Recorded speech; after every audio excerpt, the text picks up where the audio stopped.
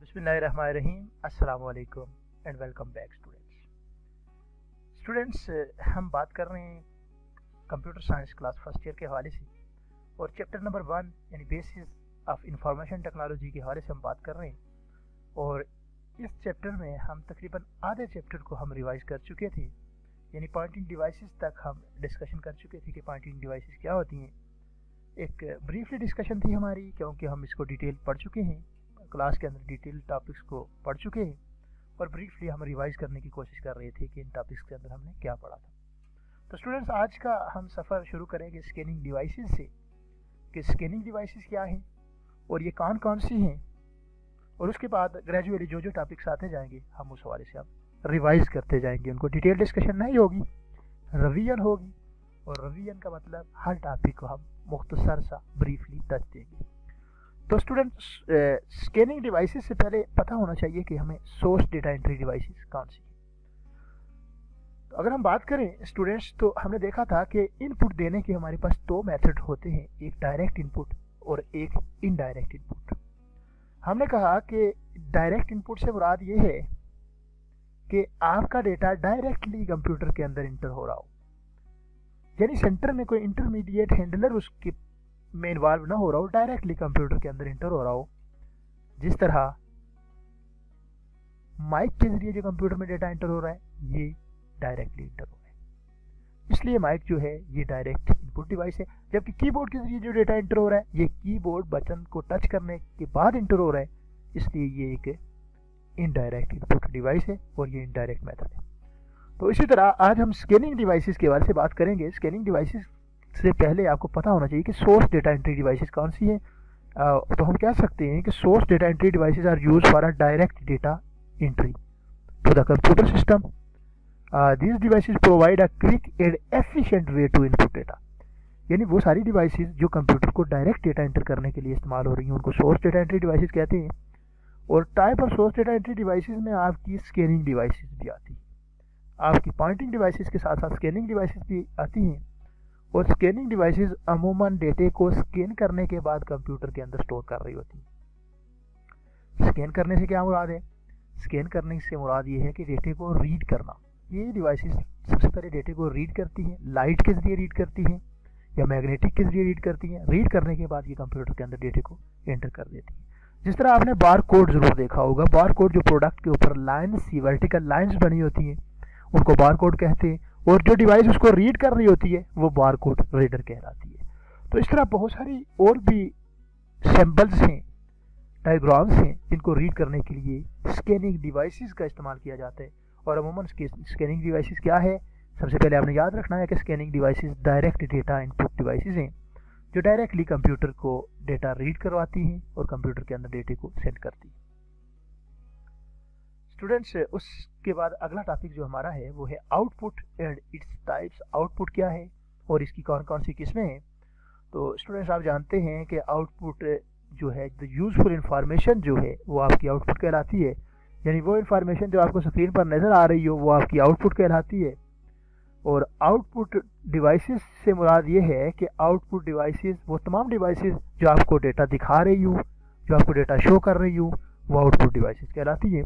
और अगर आउटपुट के सिंपल आउटपुट के हवाले से बात करें तो उसकी डेफिनेशन कुछ इस अंदाज से होगी कि the data that has been processed into useful information is called output, यानी वो डेटा जो यूजफुल इंफॉर्मेशन में कन्वर्ट हो चुका हो उसको हम क्या कहते हैं? आउटपुट। और हमारे पास आउटपुट की दो किस्में होती हैं, एक सॉफ्ट कॉपी आउटपुट, एक hard copy output. Soft copy output से क्या मुराद है? यानी वो डेटा जो आपकी स्क्रीन तक महदूद हो, जो हो तो इंफॉर्मेशन लेकिन आपकी स्क्रीन तक मौजूद हो, स्क्रीन पर दिखाई दे रहा हो, वो सॉफ्ट कॉपी है। जिस तरह अगर आप देख रहे हैं चैप्टर नंबर 1 से लेकर ये सारी इंफॉर्मेशन जो आपको स्क्रीन पर नजर आ रही है ये आपकी सॉफ्ट कॉपी है।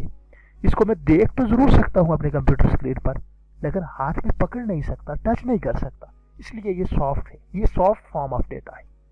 जबकि हार्ड कॉपी डेटा क्या होता है? हार्ड कॉपी डेटा ऐसा डेटा जो आपके पास इन दी फॉर्म ऑफ प्रिंट हो, जो प्रिंट की सूरत में आपके पास मौजूद हो। अगर ये जो स्क्रीन पर जो मुझे नज़र आ रहा है इसी को मैं अगर प्रिंटर की मदद से पेपर पर प्रिंट निकाल लूँ तो ये इस सॉफ्ट कॉपी की मेरे पास हार्ड फॉर्म बन जाएगी। तो ये डेटा जो हार्ड फॉर्म में आपको हो, पेपर पर प्रिंटेड हो, वो हार्ड कॉपी डेटा कहलाते हैं। तो इस तरह स्टूडेंट्स आपने डिफरेंस याद रखना है कि सॉफ्ट कॉपी क्या है, हार्ड कॉपी क्या है। आप सॉफ्ट कॉपी आउटपुट को कह सकते हैं कि soft copy output shown on the display screen, और हार्ड कॉपी को आप कह सकते हैं कि प्रिंटेड ऑन द पेपर। तो ये इन दोनों के दरमियान एक मुख्तसर सा डिफरेंस है, ये आपने याद रखना है। उसके बाद स्टूडेंट्स आपके पास आउटपुट डिवाइसेस कौन सी हैं? वो तमाम डिवाइसेस जो आउटपुट दिखाने के लिए इस्तेमाल होती हैं वो आउटपुट डिवाइसेस कहलाती हैं। जिस तरह आपके पास मॉनिटर्स हैं, आपके पास प्रिंटर्स हैं, आपके पास प्लॉटर्स हैं, आपके पास स्पीकर्स हैं। ये मुख्तलिफ कैटेगरीज के हैं, इसलिए मैं इनको प्लूरल में इस्तेमाल कर रहा हूँ। मॉनिटर्स की बहुत सारी किस्में हैं, प्रिंटर की बहुत सारी किस्में हैं, प्लॉटर की बहुत सारी किस्में हैं, इस तरह स्पीकर की भी बहुत सारी किस्में हैं। तो ये सारे आपके पास क्या है? आउटपुट डिवाइसेस हैं। स्टूडेंट्स अगला जो टॉपिक है वो है हमारा प्रिंटर और इसकी किस्में। और प्रिंटर आप जानते हैं प्रिंटर क्या है? एक आउटपुट डिवाइस है। और कौन सी आउटपुट डिवाइस है? एक ऐसी आउटपुट डिवाइस जो आपको डेटा प्रिंट करके देती है, जो डेटा आपको हार्ड फॉर्म में डेटा देती है, उसको आप प्रिंटर कहते हैं। Printer is output device that prints character, symbol and graphics on paper. ये पेपर्स पर जो है ये कैरेक्टर भी प्रिंट कर सकती है, सिंबल भी प्रिंट कर सकती है, पिक्चर्स या ग्राफिक्स भी प्रिंट कर सकती है। तो ये प्रिंटर क्या है? एक आउटपुट डिवाइस है। कर सकती है या कर सकता है इसका तयन आपने खुद करना है। बहरहाल स्टूडेंट्स कैटेगरीज ऑफ प्रिंटर में अगर हम बात करें तो हमारे पास प्रिंटर में दो कैटेगरीज आती हैं। The one is impact printer and the second one is non impact printer. Printer की एक ऐसी किस्म जो पेपर को टच करते हुए डेटे को टाइप कर रही हो, डेटे को लिख रही हो, वो क्या कहलाती है? Impact printer.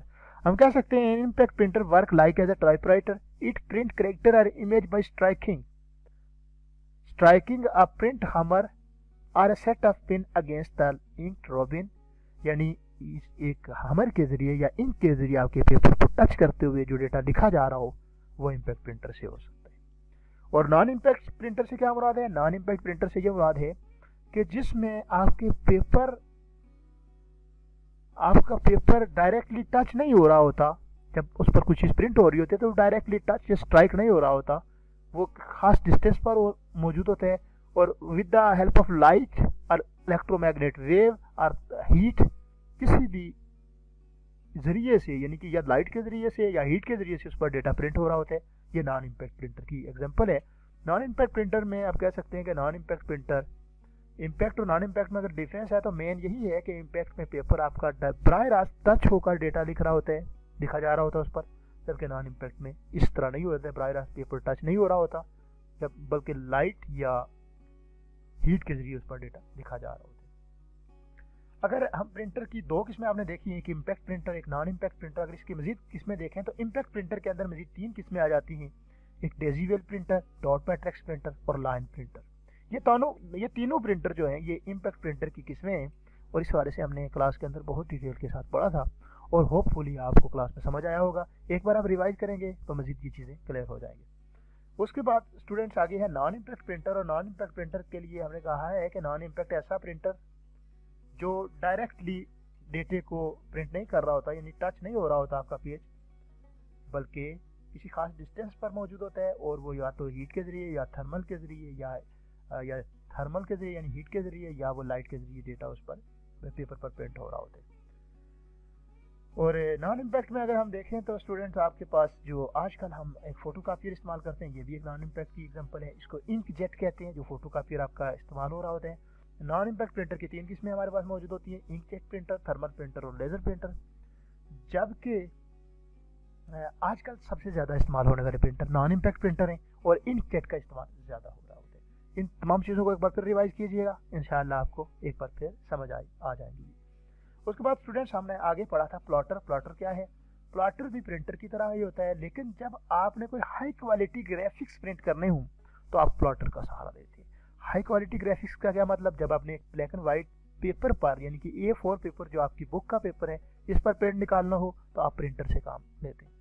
लेकिन जब आपने कोई बड़ा साइज का प्रिंट लेना हो, जिस तरह सुपीरियर नाइट का आपने देखा था फंक्शन में जो बैक पर लगा हुआ था, सुपीरियर नाइट फंक्शन, और उसमें कुछ पिक्चर्स भी मौजूद थी, उसका प्रिंट लेने के लिए जिस डिवाइस का इस्तेमाल करते हैं वो प्लॉटर कहलाती है। बेसिकली प्लॉटर क्या है? एक आउटपुट डिवाइस है that is used to print high quality graphics.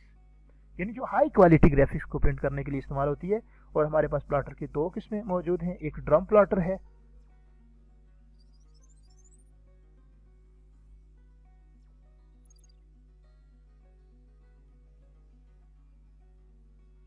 Excuse me, एक मुख्तसर सी डिस्टर्बेंस हुई, मैं माजरत चाहता हूँ। हम बात कर रहे हैं प्लॉटर पर। तो प्लॉटर के बारे से आपको पता चला कि प्लॉटर क्या है। प्लॉटर ऐसी डिवाइस जो हाई क्वालिटी ग्राफिक्स को प्रिंट करने के लिए इस्तेमाल होती है। इसकी दो किस्में हैं, एक फ्लैट बेड प्लॉटर है और दूसरा ड्रम प्लॉटर है। इन दोनों के दरमियान डिफरेंस क्लास के अंदर बड़ी डिटेल से डिस्कस हुआ था। बुक पर बहुत इजीली एक्सप्लेन है, वहाँ से पढ़िएगा, होपफुली आपको समझ आ जाएगी। यहाँ पर स्टूडेंट आगे हमने आउटपुट ऑडियो डिवाइसेस के बारे से पढ़ा और आउटपुट ऑडियो डिवाइसेस के लिए हमने कहा कि वो तमाम डिवाइसेस जो आपको ऑडियो फॉर्म में आउटपुट दे रही हूँ वो आउटपुट ऑडियो डिवाइसेस कहलाती हैं। और आउटपुट ऑडियो डिवाइसेस में सबसे पहले हमने स्पीकर पढ़ा, जो स्पीकर आपको वॉइस की सूरत में आउटपुट दे रहा होता है। फिर उसके बाद हेडफोन हमने पढ़ा और फिर उसके बाद हैंडसेट पढ़ा। ये तमाम चीज़ें हमने वहाँ पर पढ़ी और डिस्कस की। उसके बाद स्टूडेंट्स हमने basic unit of data storage के बारे से पढ़ा कि डेटा स्टोर करना है अगर आपने तो उसकी कौन कौन सी बुनियादी यूनिट्स हैं। हमने बेसिक यूनिट में सबसे पहले देखा बिट। सबसे छोटी जो डेटा की यूनिट है डेटे को स्टोर करने की वो क्या है, बिट। और जब 8 बिट बन जाती है तो वो क्या बन जाती है, बाइट। और बिट के बाद बाइट, और जब 1024 बाइट मिल जाती है तो 1 KB बन जाता है जिसको हम किलो बाइट कहते हैं। और जब 1024 किलो बाइट मिलती है तो 1 MB बन जाता है जिसको हम मेगाबाइट कहते हैं। और 1024 MB जब मिलते हैं तो 1 GB बन जाता है जिसको हम गीगाबाइट कहते हैं। और 1024 GB जब मिलते हैं तो 1 TB बन जाता है जिसको टेराबाइट कहते हैं। तो इस तरह ये बेसिक यूनिट थी डेटे को स्टोर करने की, डेटा स्टोरेज यूनिट थी। यानी कि सबसे पहले आपने क्या देखा, बाइट देखा। बाइट से पहले भी एक यूनिट होती है, बिट देखा। और बिट से पहले भी एक यूनिट होती है निबल, लेकिन वो यहाँ मौजूद नहीं है। लेकिन आप बाइट से शुरू कीजिए, बिट, फिर बाइट, फिर उसके बाद क्या है किलोबाइट, फिर मेगाबाइट, फिर गीगाबाइट और फिर टेराबाइट। और उसके बाद वर्ड होता है जो कंप्लीट एक सिंगल वर्ड होता है। वर्ड की डेफिनेशन आप ऐसे कर सकते हैं, a computer word is the number of bits in a common unit of a data. यानी कि जो नंबर ऑफ बिट्स होती हैं एक कॉमन यूनिट के अंदर उसको हम वर्ड कहते हैं। तो स्टूडेंट्स इस तरह हमने देखा कि बेसिक यूनिट्स हमारे पास कौन सी हैं। आखिरी टॉपिक जो इस चैप्टर के अंदर हमने पढ़ा था वो था SDLC यानी कि सिस्टम डेवलपमेंट लाइफ साइकिल। और हमने कहा था कि जब भी आपने कोई सिस्टम डेवलप करना है, चाहे वो सॉफ्टवेयर बनाना है या कंप्यूटर डेवलप करना है, उसके लिए आपको कुछ फेसेस से गुजरना पड़ता है, कुछ स्टेप्स से गुजरना पड़ता है। और उसको हमने कहा था कि वो स्टेप्स क्या कहलाते हैं, सिस्टम डेवलपमेंट लाइफ साइकिल। और अगर उन स्टेप्स को देखें कि फेसेस कौन से हैं, वो स्टेप्स कौन से हैं सिस्टम को डेवलप करने के लिए, तो हमने सबसे पहले देखा था कि हम प्रीलिमिनरी इन्वेस्टिगेशन करते हैं, यानी जो चीज़ बनानी है उसके हवाले से इब्तदाई तहकीक करते हैं। फिर उसके बाद सिस्टम को एनालाइज करते थे, दूसरे फेस के अंदर तज्जिया करते थे कि आया क्या क्या नुकसानात हमें उठाने पड़ सकते हैं, कितने अखराजात हो सकते हैं, इन तमाम चीज़ों का तज्जिया करते थे। और तीसरे फेस के अंदर हम सिस्टम को डिज़ाइन करते थे, उसका पेपर में एक डिज़ाइन बनाते थे या उसकी एक शेप बनाते थे जिसको हम डिज़ाइन वर्क कहते थे या सिस्टम डिज़ाइन कहते थे।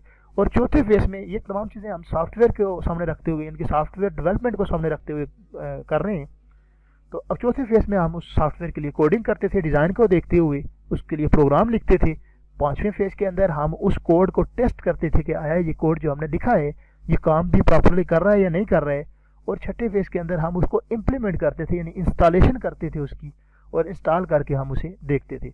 और सातवें फेज के अंदर हम उसकी मेंटेनेंस करते थे, अगर इंस्टॉलेशन के बाद कोई प्रॉब्लम उसको आती थी तो उसको दोबारा रिजॉल्व करते थे और मेंटेनेंस करते थे।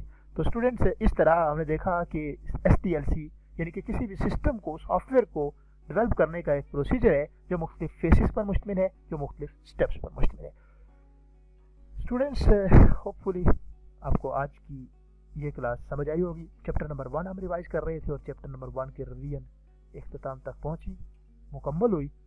शार्टली रिवाइज किया मैंने, हमने इसको डिटेल में रिवीजन नहीं की क्योंकि इतना वक्त नहीं है कि हम इसको यहाँ पर डिटेल रिवाइज करें। लेक्चर एक तो लंबे हो जाते हैं जिनको अपलोड करते हुए शदीद दुश्वारियों का सामना रहता है, इसलिए हम शार्टली हम इनको रिवाइज कर रहे हैं। अगर हम इनको कई बार क्लास के अंदर डिस्कस कर चुके हैं, होपफुली ये चीज़ें जो अभी हम ऑनलाइन आपको भेज रहे हैं लेक्चर, ये भी आपके लिए हेल्पफुल साबित होंगे। और इनको बार बार सुने, यूट्यूब पर सुने, जहाँ से आपको ये लेक्चर मिल रहे हैं बार बार सुने। कोई क्वेश्चन है तो आप ईमेल की सूरत में भी, व्हाट्सएप की सूरत में भी, और सबसे बेहतरीन जो मैकेनिज्म है, ये यूट्यूब पर कमेंट्स का नीचे जो सेक्शन है वहाँ पर अपना क्वेश्चन लिख दीजिए। लेक्चर अगर अच्छा लग रहा है तो वहाँ पर भी अपना फीडबैक ज़रूर दें कि आपको कैसा लग रहा है लेक्चर। बड़ी मेहनत के साथ आपके ये लेक्चर बनाए जा रहे हैं। आपके कमेंट्स ही हमारे लिए यकीनन हौसला अफजा होंगे। चैनल जहाँ पर आप लेक्चर सुन रहे हैं उसको सब्सक्राइब भी कीजिए, वीडियो को लाइक भी कीजिए, और अपने दीगर दोस्तों के साथ जो आपकी क्लास के ही हैं, जो कंप्यूटर से इंटरेस्ट रखते हैं, उनके साथ इसको शेयर भी कीजिए। होपफुली आपको ये तमाम बातें समझ आ रही होंगी और आज का लेक्चर भी आपको समझ आया होगा। अपना बहुत सारा ख्याल रखिएगा, दुआओं में मुझे याद रखिएगा। अल्लाह आपका हामी नासिर हो। अल्लाह हाफिज़।